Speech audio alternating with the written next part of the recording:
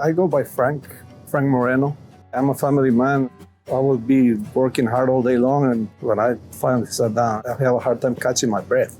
I was afraid that one night I wouldn't wake up. First time I've met Frank was in the office after he was diagnosed with severe aortic stenosis in Bakersfield.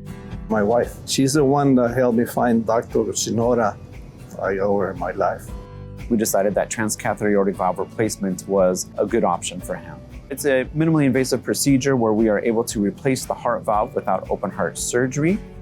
I didn't have any pain at all. And a week later, I was already doing things. I was walking around the house and doing things in the garage, like washing my trucks and stuff. Frank is back to living his normal life and feeling well, and we are grateful for the progress that he's made. I feel great. It is a second chance of life.